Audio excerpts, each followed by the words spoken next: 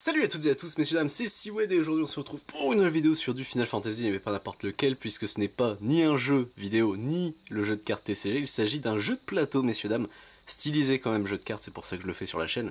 Final Fantasy Moogle Bounty Mayhem, ici le board game, donc c'est un nouveau jeu de plateau licencié, j'allais dire en soi, ouais, de la licence FF, hein, c'est plutôt dans ce sens-là.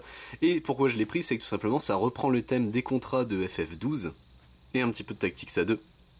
Et faut savoir que FF12 est mon chouchou, hein, enfin FF7 Cloud reste mon personnage préféré overall, mais juste lui là, Yasmat qui est là, la troupe des Mogs de FF12, donc on a Nono, Mont Blanc, Lutte, j'ai plus le nom des autres malheureusement, je ne sais plus, mais on voit la cocatrice, le Pampa, le Morbol, le Flan, ça c'est les lapins célestes, je crois que ça s'appelait cette espèce là, donc écoutez, c'est fait du coup, illustré en tout cas par Ryoma Ito, qui est un de mes artistes de chez Square Enix préférés, sincèrement j'adore son art style qui fait à la fois enfantin et d'un côté ça peut faire très sérieux, genre le Yasmat est ultra creepy, je trouve il est trop bien, et Seiji Kanai, pour ceux qui ne connaissent pas du tout, mais je pense que le nom dit peut-être quelque chose à certains, surtout ceux qui sont habitués aux jeux de plateau comme ça. Seiji Kanai, c'est le papa de Love Letter, donc on avait déjà présenté Love Letter hein, sur la chaîne, qui est un jeu que j'aime beaucoup.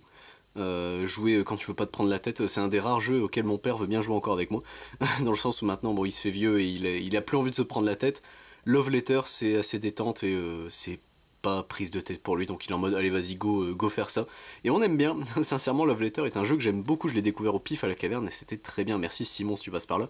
Mais du coup quand j'ai appris au pif hein, hey il y a un nouveau jeu FF stylisé jeu de cartes mais jeu de plateau qui sort, je suis en mode oui Osef, fait par Ryoma Ito pour les illustrations, j'étais en mode fait par le papa de Love Letter, donc là j'étais en mode ok bon c'est bon vous m'avez convaincu, je vais le prendre, c'est 30 balles je crois le jeu. Je l'ai payé au 29,99 exactement, mais bon, ça, on s'en fiche un peu. Mais du coup, le style du jeu, de ce que j'ai compris, c'est un peu comme Isaac for Souls, où en gros, vous avez votre Mog, vous allez pouvoir acheter, etc., des équipiers, enfin surtout des alliés techniquement, et aller affronter des boss, enfin des contrats techniquement, et le but c'est d'aller tabasser Yasmat à la fin. Donc il y a un petit style Isaac for Souls, et quand j'ai quand j'ai lu vite fait l'aperçu, j'étais en mode ah ça peut être intéressant. Du coup au niveau de la... un petit nono ici, 15 minutes de 2 à 4 joueurs pour les 13 ans et plus, bon ça ok. On a tous les petits mogs de ce côté là, voilà, ça c'est good. Et du coup, participer à une battue mog dans ce nouveau jeu du concepteur récompensé, c'est Seiji Kanai, du coup on voit un petit peu le style ici de jeu que ça donne, donc les cartes avec les values, le Yasmat au milieu. Alors du coup, incarner l'un des 6 membres d'une fratrie de Mog et affronter des monstres de l'univers de Final Fantasy XII lors de courtes parties incroyablement amusantes. Entre ces infinités de combinaisons et ces charmantes illustrations rétro-originales signées par Ryoma Ito, le superviseur artistique de FF12, ce jeu facile à prendre en main mais difficile à maîtriser représente un régal pour les yeux et un défi pour toute la famille. Et bon, on va voir ça. Donc écoutez messieurs dames, c'est parti. On va se dépioter l'intérieur du jeu, le découvrir ensemble. Hop. Du coup, nous avons, c'est un vrai livret de règles, hurrah. Du coup, aperçu, chaque joueur va jouer le rôle d'un des 6 frères et sœurs Mog. Chaque Mog a une série unique de cartes de combat. Le but du jeu est d'être le meilleur dans la chasse aux monstres en réussissant à vaincre des monstres dans diverses régions. Des monstres sont placés entre chaque joueur ainsi qu'au centre de la zone. Les joueurs jouent chacun leur tour pour se préparer à les vaincre en jouant des cartes de combat. Cependant, chaque monstre a des caractéristiques différentes, donc parfois vous devrez faire preuve de stratégie plutôt que de jouer la carte la plus balèze. Les joueurs peuvent aussi jouer des cartes face cachée pour dissimuler la force et les capacités des cartes qu'ils ont jouées. Utilisez la stratégie qu'il vous convient le mieux contre chaque monstre et bluffez avec des cartes face cachée pour gagner plus de points de victoire. D'accord. Hop. Est-ce qu'il y a autre chose en termes de... Oula, on a la disposition, on a le contenu du coup. Alors 6 cartes Mog, 60 cartes de combat, 10 par Mog, 6 cartes de héros, 10 cartes de monstres, les jetons on a 16 jetons 1 PV, 8 jetons 3 PV, 6 jetons fatigue, 3 jetons Gilles, très bien, 2 tuiles Yasmat, le meilleur des super boss, un marqueur premier joueur et un livret de règles, très bien. Donc au niveau des Mog, les 6 Mog, ces cartes représentent avec quel Mog vous allez jouer. Chaque Mog a ses propres capacités et sa propre série de cartes, donc il y a son nom qui est indiqué ici, très bien. Capacité spéciale, les capacités spéciales que ce Mog possède. Si les puissances Mont Blanc remportent l'égalité, ok. Et pour 3, résumer la carte combat spécifique à ce Mog et sur la carte, sur la face de cette carte, au dos, vous trouverez la répartition de toutes les cartes combat pour chaque Mog. Alors 3 faces visibles, 4, 8, 10, ok. Je comprends pas trop, on va voir. Les cartes de combat du coup. Ces cartes représentent les capacités spéciales et les actions que chaque Mog ainsi que les compagnons qui combattent à leur côté. Certaines cartes sont les mêmes pour tous les Mog. En utilisant ces cartes, vous augmentez votre force contre chaque monstre, d'accord. Donc on a le nom de la carte, l'affiliation, une couleur ou une fleur indique quelle carte Mog est utilisée, d'accord. 3 puissance, un nombre indique la force de la carte, ça ok. Capacité spéciale, bon bah ça c'est clair, net et précis. Les cartes de héros ici, avec la hache comme ça, elle est très très belle je trouve. Ces cartes représentent des personnages du monde de Final Fantasy qui vont aider les mugs. Chaque joueur en reçoit une au début de la partie, ce qui modifie sensiblement sa série de cartes, d'accord. Les cartes héros sont utilisées à chaque tour de la même manière que les cartes de combat. Ok. La tuile Yasmat, le gros merdier. Cette tuile représente le puissant dragon Yasmat, le plus grand ennemi du plus vieux frère Mog, Mont Blanc. La tuile est placée au milieu du domaine et tous les joueurs vont la combattre. Zone de jeu, bon ça ok. Les cartes monstres ici, très bien. Les jetons PV, les jetons d'île, les jetons fatigue, le marqueur premier joueur, ok. Je suppose techniquement tu peux varier les tours. La mise en place, bon ça on regardera plus tard. Je vous dirai, hein, on va pas faire une partie dans cette vidéo là, c'est vraiment le contenu même de la boîte, comment jouer, tour de joueur, ça je le lirai. Mais j'espère qu'il est pas trop compliqué à prendre en main, comme ça je pourrais jouer avec l'assaut, ça sera bien je pense. Capacité spéciale des cartes de combat, activer les cartes de capacité, bon ça ok, et fin de la partie. Bon ça tient sur 10 pages apparemment, donc ça a pas l'air non plus trop compliqué. Exemple de fin de partie, ok, rule classification des règles. Là c'est bizarrement traduit là, dites-moi. Hop, et voilà, et résumé des cartes héros, on a Ash, Fran, Pénélo, Bash, Baltier et Van. Et bah écoutez, est-ce qu'il manque quelqu'un 1, 2, 3, 4, 5, 6, non on a les 6 héros principaux de FF12. Juste Bash il a pas de capacité, c'est juste un gros ton à 7, ok ça c'est un peu triste. Mais écoutez, hop ça c'est fait. On a du coup les jetons en eux-mêmes ici, qui sont stylisés un peu vieillots, j'aime bien. J'aime beaucoup.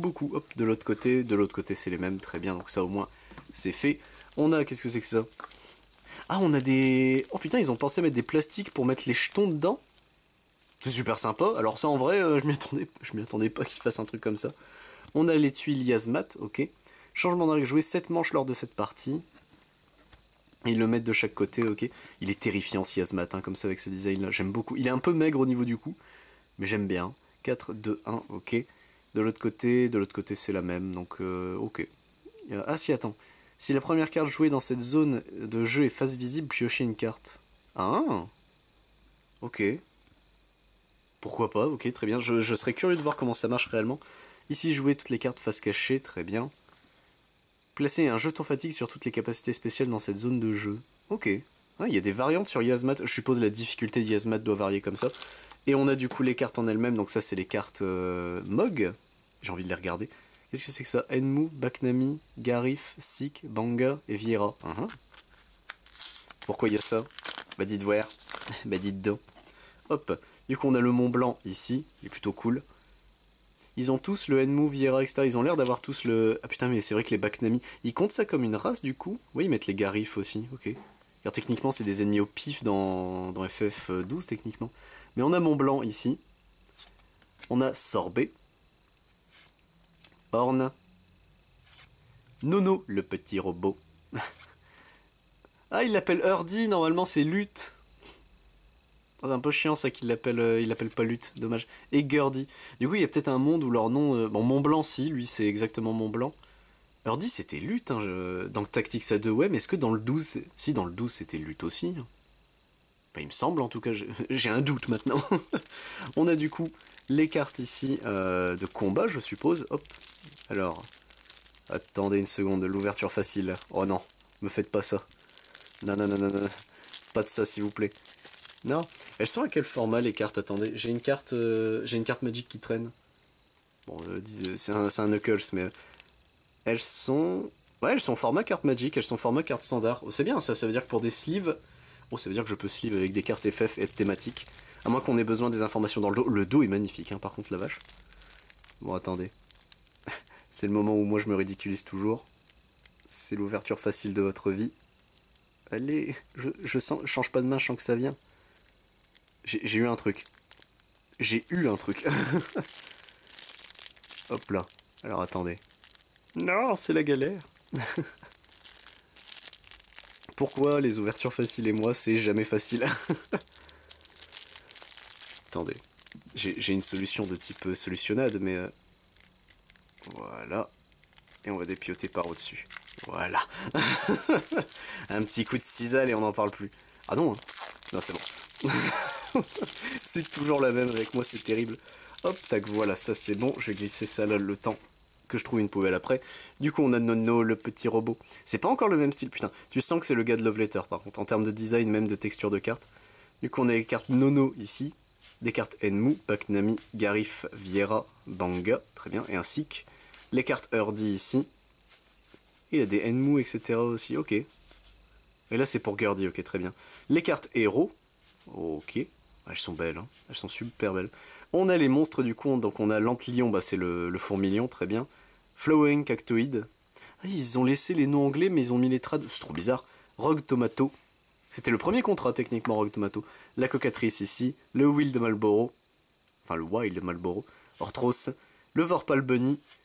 Gil Snapper, c'est la Geokelon, je crois, si j'ai pas de conneries. Le Pierre Laster, putain, c'est le gros T-Rex, oh, c'est cool. Et le Diabolos ici. En vrai, ça fait du bien de revoir ces strums là. Waouh, ça me donne envie de rejouer FF12 et Tactics. Tactics à 2, je précise. Alors moi, j'avais connu réellement les Tactics. Le premier que j'ai connu, c'était Tactics à 2. J'avais refait ensuite Tactics Advance classique, enfin le 1. Et après seulement, j'ai fait War of the Lion. Quoique non, j'avais War of the Lion avant Tactics Advance. Mais je crois que War of the Lion, j'avais pas été loin parce que j'avais un peu de mal. Déjà, c'était du pur anglais. Et à l'époque, je savais pas forcément très bien parler anglais. C'était peut-être ça, je crois. Mais bon, après les trades sur FF, hein. Des fois ça aide pas du tout. Hein.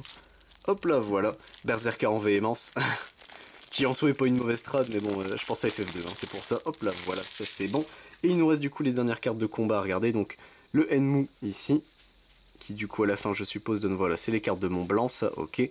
Le Enmu, etc. Mais du coup, ça c'est les cartes de Sorbet, ok.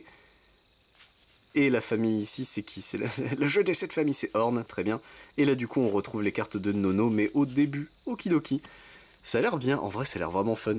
Premier degré, j'ai envie de tester le jeu genre tout de suite. Mais bon, là, j'ai personne sous la main pour le faire, mais du coup, on a toutes les cartes ici. En termes de protection, ça donne ça. On a ça, très bien. Le jeu a l'air fun. Le jeu a l'air premier degré fun. J'ai envie de le tester. Je vous donnerai du coup un plus ample avis, bien sûr, plus tard. Car là, pour l'instant, vous vous doutez bien que c'est juste le dépiautage. On va mettre Yasmat devant. J'aime beaucoup Yasmat. Mais le jeu est super beau. Déjà, enfin, artistiquement, il a l'air beau. La texture des cartes, bon, c'est des cartes qui vont tenir dans le temps. C'est la même texture que Love Letter. Donc tu sens que quand il a designé le jeu, est-ce qu'il a pas aussi conseillé en disant non, il faut ça, car Monsieur Love Letter, je n'ai plus son nom, je suis désolé. Seiji Kanai, voilà, c'est noté ici. J'utilise mes anti-sèches. Monsieur Kanai, en tout cas, lui est très très bon game designer. Quand tu vois Love Letter, c'est devenu un succès de ouf. Enfin, c'est pas autant qu'un Uno, etc., bien sûr, mais qui eux sont intemporels. Mais pour moi, Love Letter, c'est le nouveau quand même Uno, etc. Donc, est-ce que le jeu sera fun, etc. Je l'espère de tout mon cœur, puisque bah, ça reprend un petit peu le gameplay d'Isaac où il faut tuer des strums et se gérer une équipe, etc. Enfin, ton équipement. Bon là, c'est plus une équipe, mais les cartes que tu joues et l'impact que tu vas avoir sur la partie. Donc en vrai. Je suis curieux, je suis vraiment curieux. Basiquement, c'est le Isaac de Square Enix en version jeu de plateau, enfin, en jeu de plateau, hein, de toute façon. Isaac Force Souls. C'est vrai qu'il faut que je dise Force Souls techniquement, sinon Isaac, tu penses aux jeux vidéo, je suis trop con. Mais je suis curieux de ouf concernant le jeu. Je referai certainement une vidéo le concernant, ce jeu, de toute façon, quand un jour je ferai avec les potes une game. Pour l'instant, on n'y est pas encore. Sur ce, messieurs dames, j'espère que la vidéo vous a plu de découvrir le jeu avec moi. Il a l'air super bien, je suis hype. C'était 30 balles. Donc ça va encore, c'est pas non plus un prix qui tue, enfin je me doute bien que 30 balles c'est toujours un prix quand même pour un jeu, donc faut qu'il plaise. Mais j'ai confiance, sincèrement j'ai confiance. Et Ryoma Ito, le meilleur illustrateur de tout Square Enix, avec Nomura bien sûr. Sur ce, messieurs dames, j'espère vous retrouver donc pour d'autres vidéos sur du Final Fantasy, que ce soit ce jeu ou Final Fantasy TCG, vous vous doutez bien. Mais si ça intéresse, je ne fais pas que ça sur la chaîne, je fais également du Digimon, du Dragon Ball Super, du Final Fantasy, leur canal, du Magic the Gathering, du One Piece, du Pokémon, du Yu-Gi-Oh, du Yu-Gi-Oh! Rush Duel, ainsi du Vancule et du Vaction Swartz. C'était Suen, messieurs dames. À plus tout le monde.